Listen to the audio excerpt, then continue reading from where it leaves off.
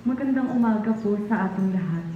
Isama po natin sa ating panalangin ang pasasalamat at espesyal proteksyon ni na Jerry Bongai, Sardinia family, Teresa Ferrer and family, para sa biyaya ng buhay na Gian Gep Herrera, Neil Galen Herrera at Karen Halling, para sa mabilisang paggaling ni na Arman Bailon, Lilia Sebastian, Luz Belinda Williams, Virginia Patrick, Gian Abadam at Masaru Fukushima. At para rin po sa kapayapaan ng kaluluwa ni na Wilfredo Pelobello, Jose Pelobello, Fermina Lardin, Ernesto Rosario Hornada, Eugenia Pascual, Rufo Jr., Jeannie, Cesar Andy, Almeda Efren, Father Simplicio Esteban, Father Chito Vicente, Chantal Rodriguez, Marlon Romulo Apolonio de Guzman, Eduardo Buco Sr. and Jr., Melanio Ramoncito Buco, Kyle Christian Chua, Father Elmer Gonzalez, Leoncia Roberto Buco Sr. and Jr., Marita Corcuera, Imelda Torres, Zenaida Garcia, Gideon Paje, Adelaida Pangan, Jose Macalino, John Constantine Cordon, Willie Garcia, Marieta Agustin, Antonio M. Fernandez Sr. at Ernesto Alzuelo Sr. Ating ginugunita ngayon ang dakilang kapistahan ng pag-akyat sa langit ng mahal na Birheng Maria. Ipinahayag ni Papa Pio ika-12 noong ika-1 ng Nobyembre, 1950 ang katuruang iniakyat sa langit ang parehong kaluluwa at katawan ng ating mahal na ina. Ninais ng Diyos na maliban si Maria sa pagkakaagnas dulot ng kamatayan. Sa kasalukuyan, nakikiisa na sa kaluwalhatian ng kanyang anak si Maria na laging kaanib ni Jesus sa buhay noon at ngayon. Bilang panimula ng ating pagdiriwang, magsitayo po tayong lahat.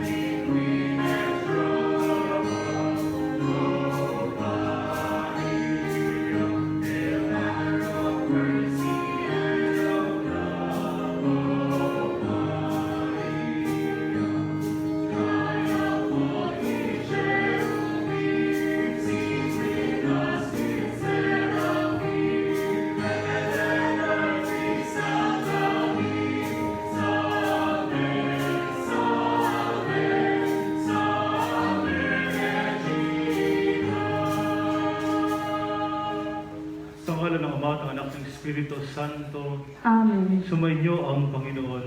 At sumayo rin. Mga kapatid, pinagdiriwang natin ang dakilang kapistahan ng pag-aakyat ng ating mahal na ina sa langit. Upang maging marapat dapat tayong gumanap sa pagdiriwang na ito, manahimik tayo sumandali at suriin natin ang ating mga sarili. Panginoon, Ikaw ang aming daan patungo sa Ama. Panginoon, kaawaan mo kami. Panginoon, kaawaan mo kami. Kristo, Ikaw lamang ang katotohanan. Kristo, kaawaan mo kami. Kristo, kaawaan mo kami. Panginoon, Ikaw ang buhay at buhay na walang hanggan. Panginoon, kaawaan mo kami.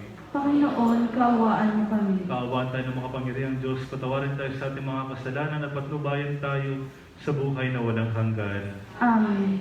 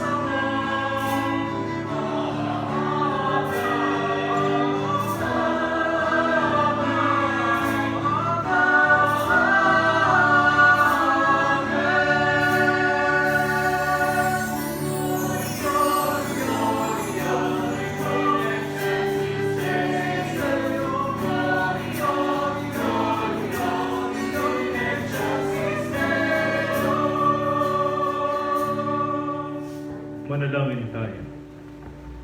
Ama naming makapangyarihan, ang kalinsinisang mahal na Birheng Ina ng anak mong mahal, ay iyong iniakyat taglay ang kaluluwa at katawan sa kalangitan. Sa pagsasaloob namin ng mga bagay sa kaitaasan, panginapatin mong kami makasalo sa kalulatian ng Birheng Ina naming mahal. Sa pamagitan ng Jesucristo, kasama ng Espiritu Santo, maagpas sa walang hanggan. Magsiupo po at makinig sa pagpapahayag ng salita ng Diyos. Sa unang pagbasa, itinanyag ng aklat ng pahayag ang dakilang pangitain tungkol sa isang babaeng dinamitan ng araw, nakadamba na sa buwan at may 12 talang nakaputong sa kanyang ulo. Inilalarawan ng mga pangitain ito ang kaluwalhatian ni Maria sa langit. Pagbasa mula sa aklat ng pahayag. Nabuksan ang templo ng Diyos sa langit at nakita ang kaba ng tipan. Kasunod nito'y lumitaw sa langit ang isang kagilagilalas na tanda. Isang babaeng nararamdan ng araw at nakatuntong sa buwan. Ang ulo niya ay may koronang binubuo ng 12 bituin. Malapit na siyang manganak, kaya't napasigaw siya sa matinding sakit at hirap. Isa pang tanda ang lumitaw sa langit. Isang pulang dragon na napakalaki. Ito'y may 7 ulo at 10 sungay, at may korona ang bawat ulo. Sinaklot ng kanyang buntot ang 3 bahagi ng mga bituin sa langit, at inihagis ang mga iyon sa lupa. Pagkatapos ay tumayo siya sa paanan ng babaeng malapit ng manganak upang langunin ang sanggol sa sandaling ito'y isilang. At ang babae ay nagsilang ng sanggol na lalaki. Ngunit may umagaw sa bata at dinala ito sa Diyos sa kanyang trono. Ang sanggol na ito ang itinakdang maghahari sa lahat ng bansa sa pamamagitan ng kanyang kamay na bakal. Ang babae naman ay tumakas patungo sa ilang, isang dakong inihanda ng Diyos para sa kanya. At narinig ko ang isang malakas na tinig buhat sa langit na nagsasabi, "Dumating na ang pagliligtas ng Diyos. Ipinamalas na niya ang kanyang kapangyarihan bilang hari. Ipinamalas na ng Mesiyas ang kanyang karapatan." Ang salita ng Diyos. Salamat sa Diyos.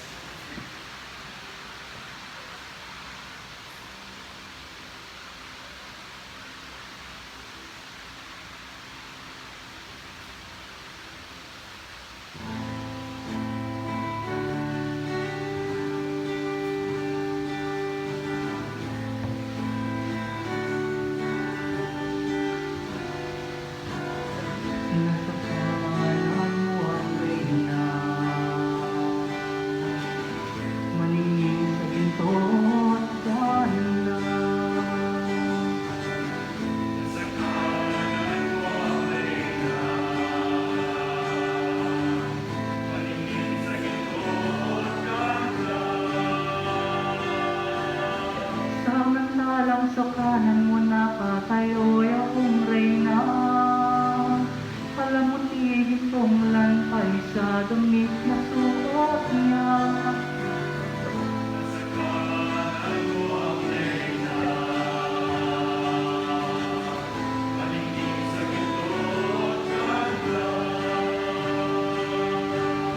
O kabiyak nitong kahiyang payo ko'y ulitin, ang lahat mong kamag-anak at ang madla ay limutin.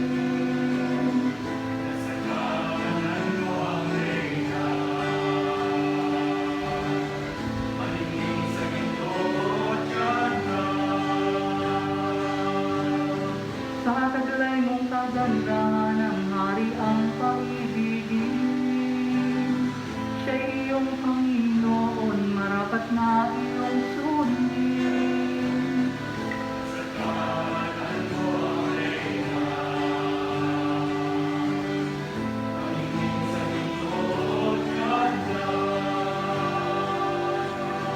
Sama-samang masasaya, ang lahat ay nagagala.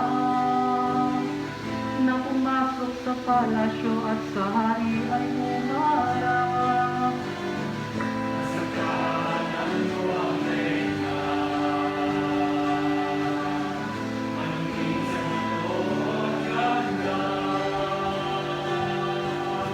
Nasa kanan mo ay reyna,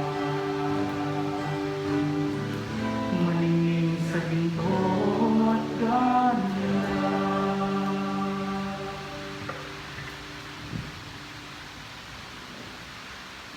Sa ikalawang pagbasa, sinasagisag ni Adan ang kamatayan dahil sa kasalanang samantalang kinakatawan ni Jesucristo bilang ang huling Adan ang kaligtasan sa pamamagitan ng pagkabuhay muli. Pagbasa mula sa unang sulat ni Apostol San Pablo sa mga taga-Corinto. Mga kapatid, si Kristo'y muling binuhay bilang katibayan na muling bubuhayin ang mga patay.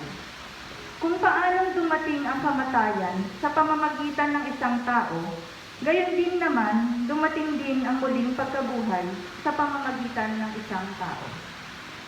Sapagkat kung paanong mamamatay ang lahat dahil sa kanilang kaugnayan kay Adan, gayon din naman mabubuhay ang lahat dahil sa kanilang kaugnayan kay Kristo. Ngunit ang bawat isa'y sa kanya-kanyang takdang panahon. Si Kristo ang pinakauna sa lahat, pagkatapos ang mga kay Kristo sa panahon ng pagparito niya. At darating ang wakas, pagkatapos malupig ni Kristo ang lahat ng kaharian, pamahalaan at kapangyarihan. At ibibigay niya sa Diyos at Ama ang paghahari. Sapagkat si Kristo'y dapat maghari hanggang sa malupig tiya at lubusang mapasuko ang kanyang mga kaaway. Ang kahuli-hulihang kaaway ng kanyang pasusukuin ay ang kamatayan. Ganito ang sinasabi ng kasulatan. Ang lahat ng bagay ay lubusang pinasuko sa kanya ng Diyos. Ang salita ng Diyos. Salamat sa Diyos. Magsitayo po.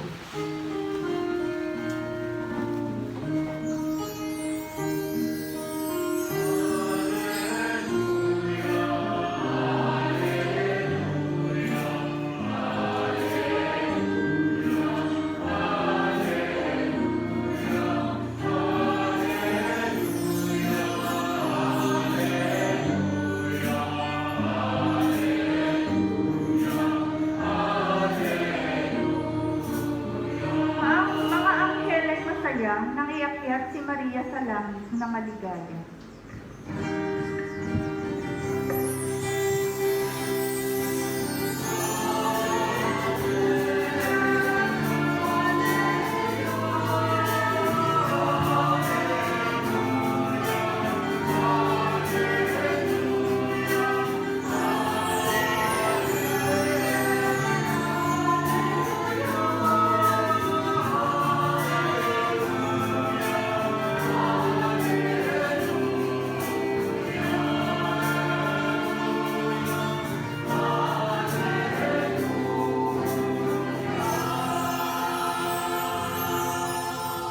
Sumainyo ang Panginoon. At sumayo rin. Ang mabuting balita ng San Lucas.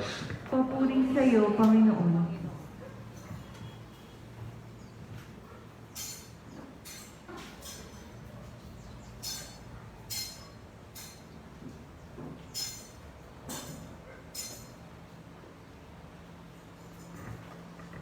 Si Maria nagmamadaling pumunta sa isang bayan sa kaburlan ng Buda. Pagdating sa bahay ni Zacarias, binati niya si Elizabeth.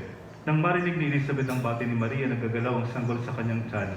Napuspos ang Espiritu Santo sa Elizabeth at buong galak na sinabi, "Pinagpala ka sa mga babae, pinagpala rin ang dinadala mo sa iyong sinapupunan.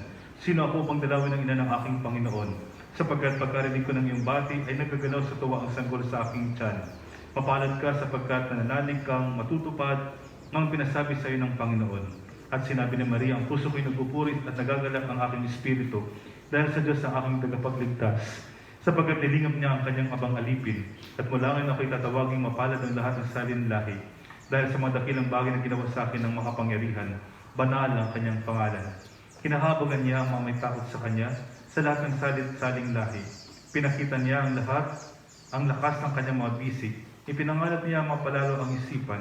Ibinagsak niya ang mga hari mula sa kanilang trono. At itinaas ang mga nasa abang kalagayan.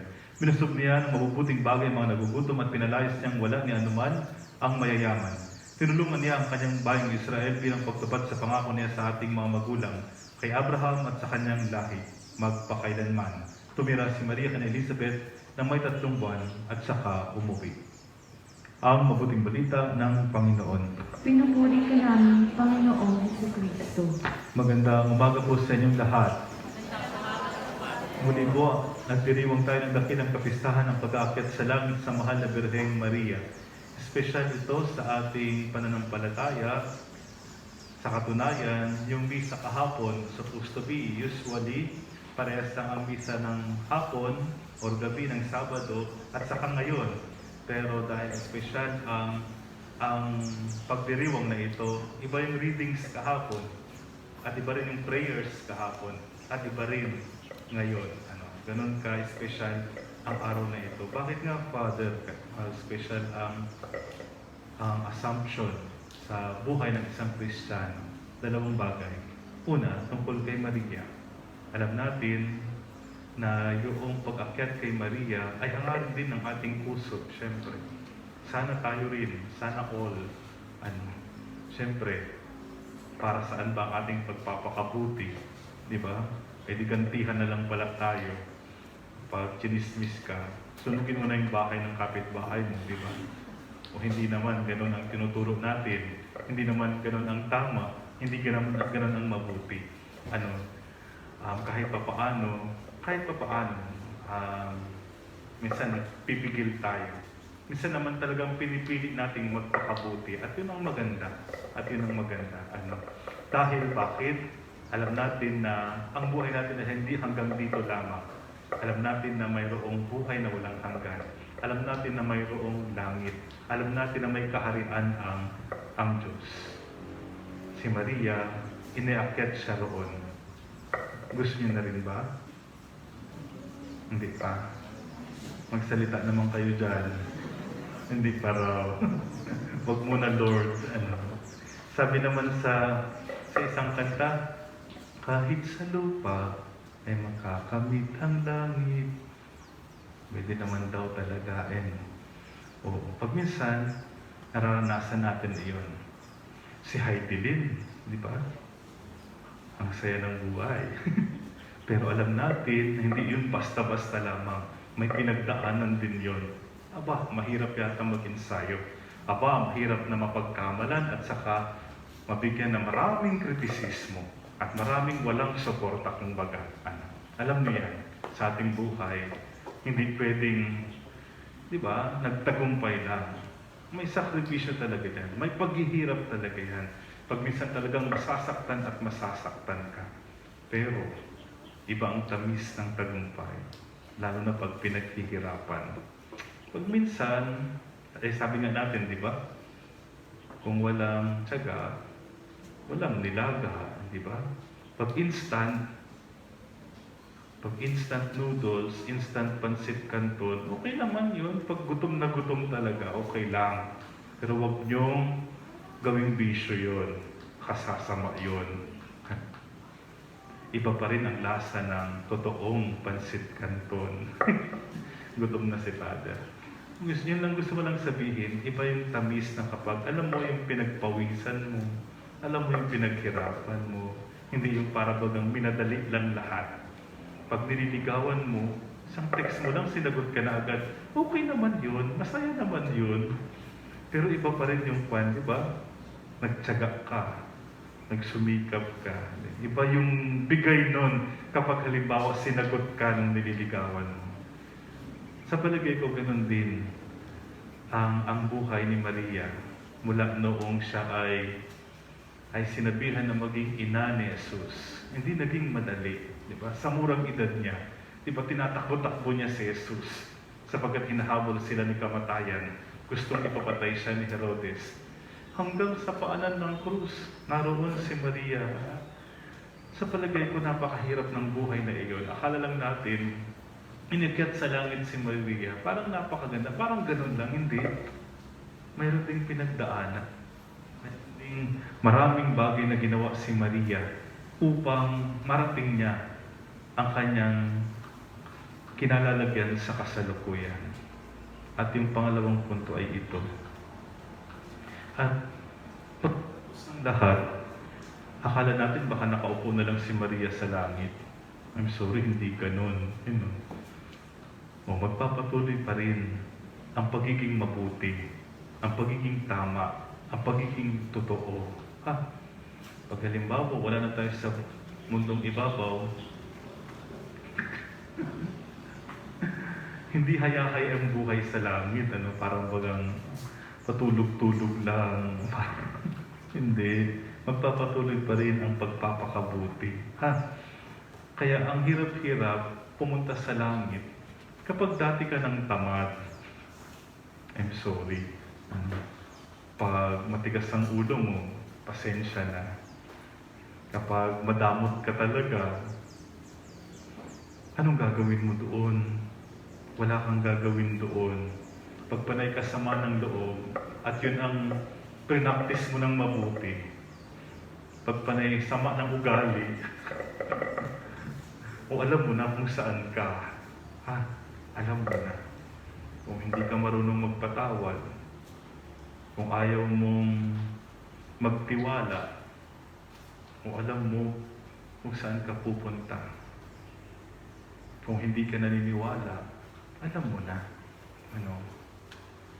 walang naghihintay na langit para sa atin dahil dito pa lang sa lupa, ginagawa na nating impyerno yun. Hindi ba? Nararamdaman niyo ba pag halimbawa wala kang kaaway? Nararamdaman niyo ba kapag yung bang totoo, mahirap ang buhay, pero alam mong bubuti rin isang araw? Yung umaasa ka na alam niyo yun, walang laman ng bulsa mo, pero may load ka. Ano pa yun? Makapag-Facebook lang, kahit na walang laman ng bulsa. Pero you know what I mean? Yung bang buo yung tiwala mo na hindi ka pababayaan ng Diyos. Hindi ka pababayaan ng mga nakapaligid sa iyo, ng mga nagmamahal sa iyo, na hindi ka iiwan, hindi ka pababayaan. Yun, iba yung pakiramdam nun. Naramdaman niyo ba yung ang dami mong pera? Ang dami mo ring utang? Ang daming paglabas mong ganyan, posibleng ma-hold up ka. Takot na takot ka, alam niya yun. O kaya naman, hindi mo pa nababayaran yung kotse mo. Magpapa na. Ano ba yun, Parang ang hirap makatulog, ang hirap, di ba? Ang hirap ng ganoon. Alam niyo yung pakiramdam na iyan. Mag-i-exam ka bukas. Nagpakasaya ka ngayon, pero kinakabahan ka pa rin. Di ba? Iba yung panatag ka, iba yung payapa ang kalooban mo. Alam mong mahirap, pero mapapabuti rin, di ba? Yun yung langit. Yun yung pagpapala ng Diyos sa atin na buo at totoo. Kaya nga, marahil, hindi nagdalawang isip ang simbahan na sabihin niya na yung nangyari kay Maria, yun din ang hangad ng Diyos para sa ating lahat. Hindi tayo magiging lahat ina ni Jesus, pero yung pag-akyat sa langit ay para sa ating lahat. Yun ang hangad ng Diyos sa atin. O sana yun din ang hangad din natin para sa ating sarili.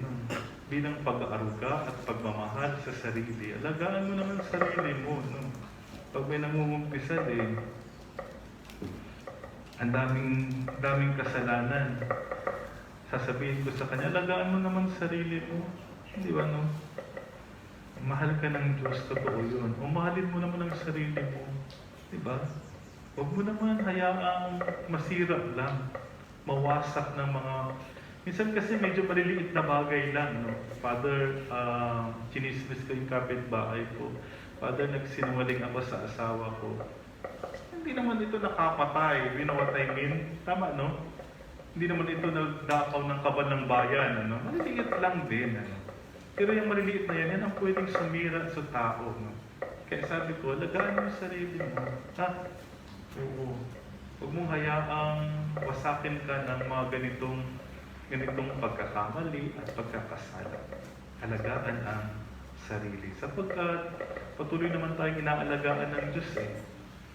Tayo lang pag minsan masyado nang matigas ang ulo natin, masyado nang makalyo. Alam niyo yung makalyo? Manhid na, no? Manhid na. Pag minsan, bago tayo makagawa ng masama, medyo nanginginig pa tayo eh. Naranasan niyo na ba yun? Yung first time nating mangupit sa wallet ng nanay natin, nanginginig ka talaga, di ba? Oo. Ngayon, hindi na. Ang tigas na eh, no? Oo. O noon, panahong iyon, talagang arugang-aruga tayo ng Diyos. Ngayon, medyo binitawan na natin siya eh. Oo. Kumapit tayo alagaan natin ang ating sarili. Habang dumadaan kayo sa lugar na ito, makikita niyo si Maria. Makita niyo rin sana ang inyong sarili. Si Maria na naroon sa kalulatian ng Diyos. Sana ganoon din tayo. Hangad niya yun sa atin, yun din ang hangarin natin sa ating sarili. Amen. Sumasampalataya ako sa Diyos sa mga makapangyarihan sa lahat na may gawa ng langit at lupa. Sumasampalataya ako kay Jesucristo, iisang anak ng Diyos, Panginoon nating lahat.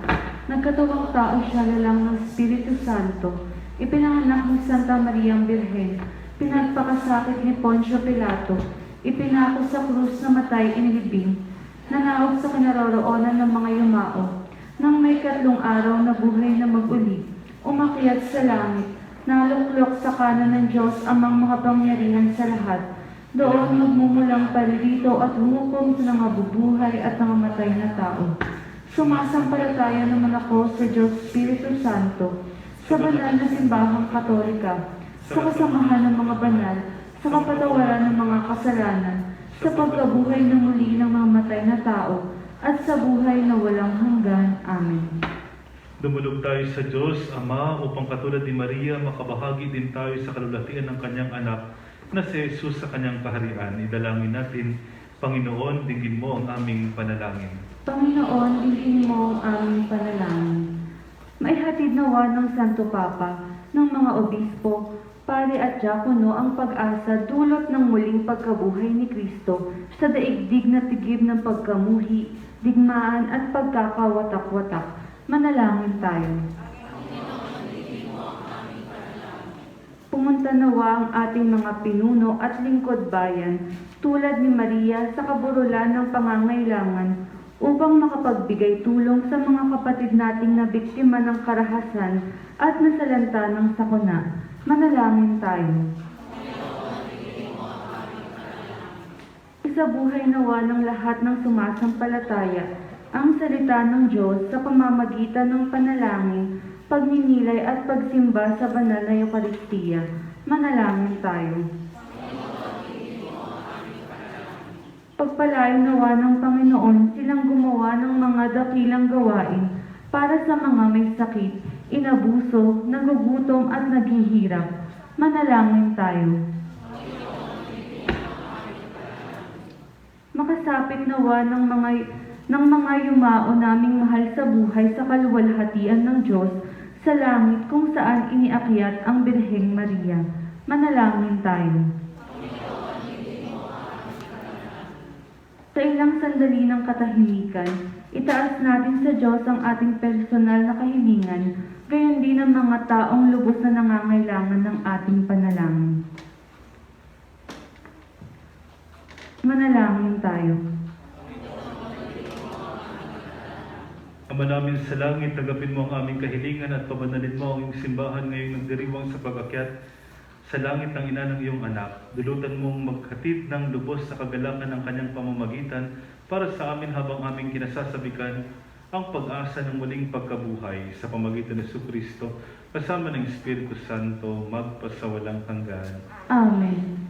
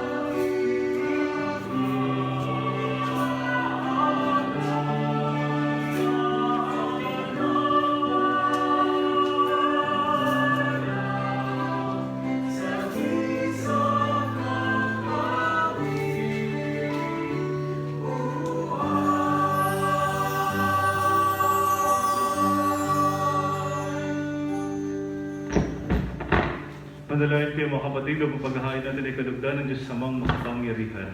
Tanggapin nawa ng Panginoon itong paghahain sa iyong mga kamay, sa kapurihan niya at karangalan sa ating kapakinabangan at sa buong sambayanan niyang banal.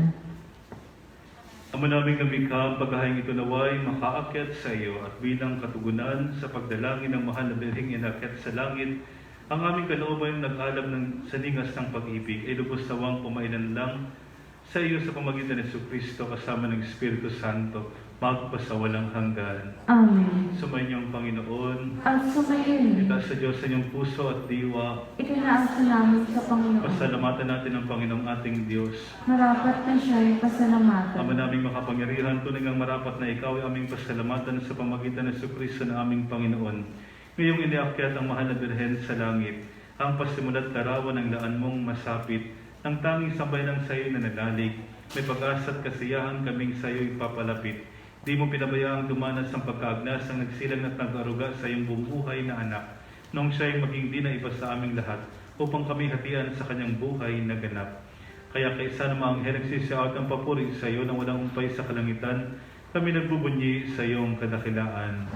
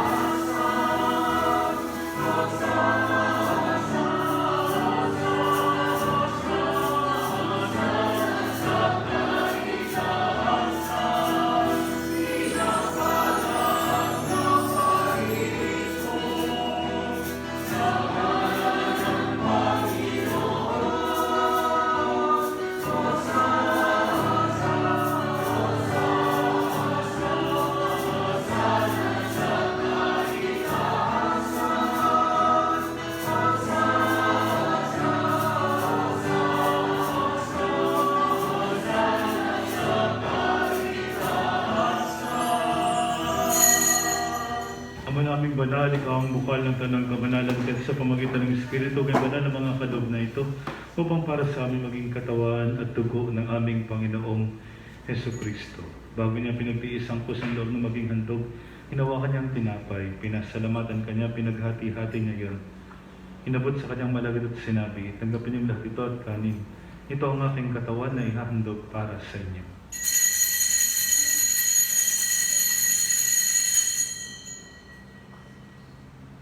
Gayun din naman na matapos ang hapunan, hinawakan niya ang kalis, muli kanyang pinasalamatan.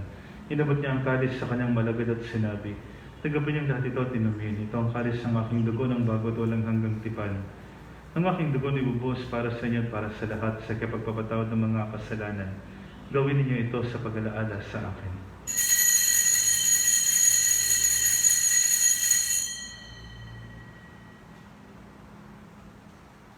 Ipagbunyi natin ang misteryo ng pananampalataya.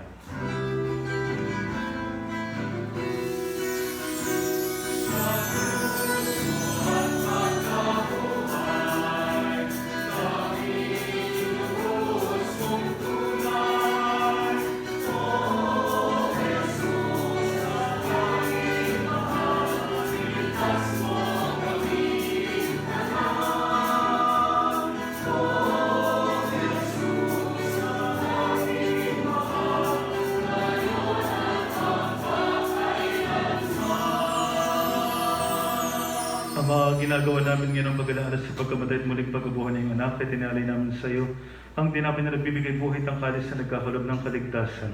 Kami nagpapasalamat dahil kami yung minarapat at umayos sarap mo para maglingkod sa iyo.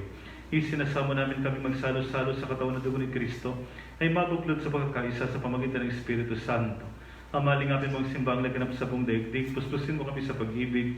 Kay San Francisco na aming Papa, na paratuloy namin obispo at tanang kaparian. Alalahan mo rin ng mga kapatid naming nahinglan, pag-asang sila muling mabubuhay, kaya din lahat ng mga pumanaw, kaawaan mo sila at patuloyin sa iyong kalinugan. Kaawaan at pagkitapatin kaming lahat na makasalo sa iyong buhay na walang wakas. Kaysa ng mahal na Birheng Maria, Ina ng Diyos, San Jose na kanyang tapat na esposo, kaysa ng mga apostol at lahat ng mga banal, na namuhay dito sa daigdig ng kalugod-lugod sa iyo, maipagdinuwa namin ang pagpupuri sa karangal mo sa pamagitan ng anak na aming Panginoong Jesucristo.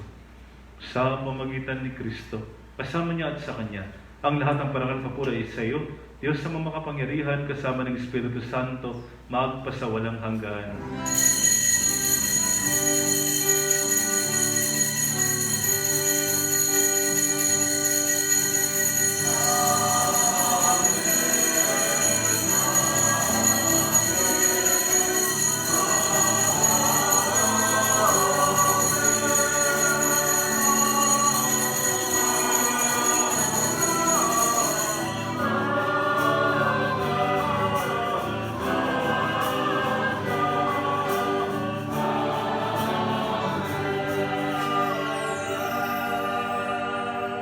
Tawagin natin ang Diyos, Ama, ang Diyos nating mapagkalinga.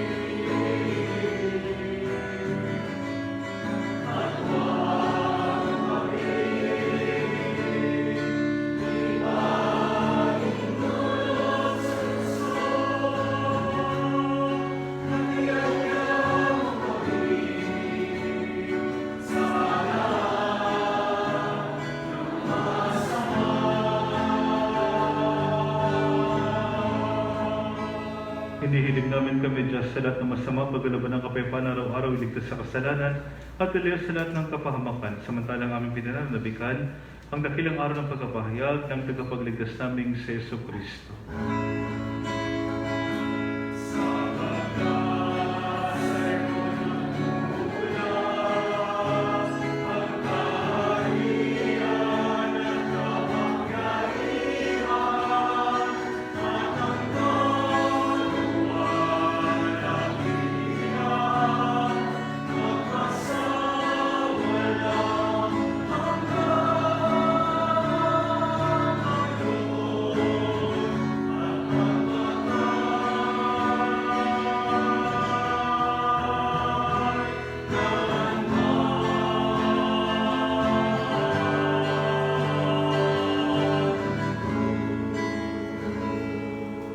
Panginoong Jesucristo, sinabi mo sa mga apostol, kapayapaan ang iniwan ko sa inyo.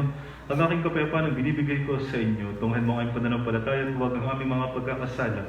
Pagkalooban mo kami ng kapayapaan at pagkakaisahin sa iyong kalooban, kasama ng Espiritu Santo, magpasawalang hanggan.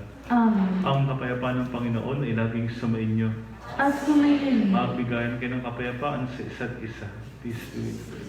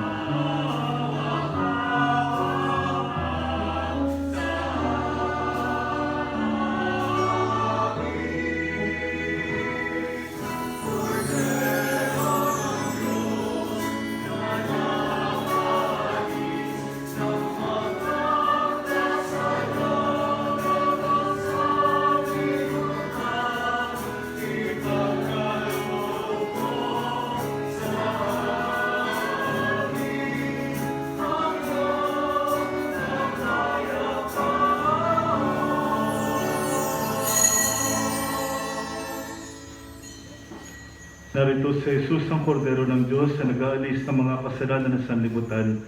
Mapalad tayong inaanyahan sa kanyang banal na piking.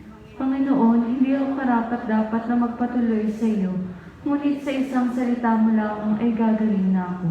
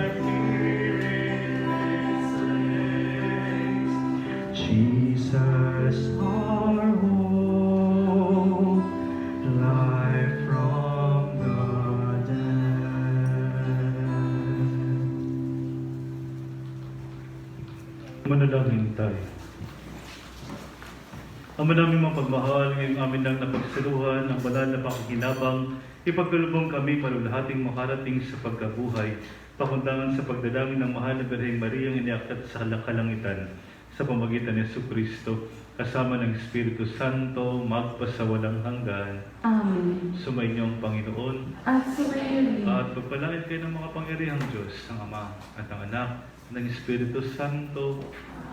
Tapos ng ating banal na misa, humayang taglayang kapayapaan at pag-ibig ni Kristo. Salamat sa Diyos.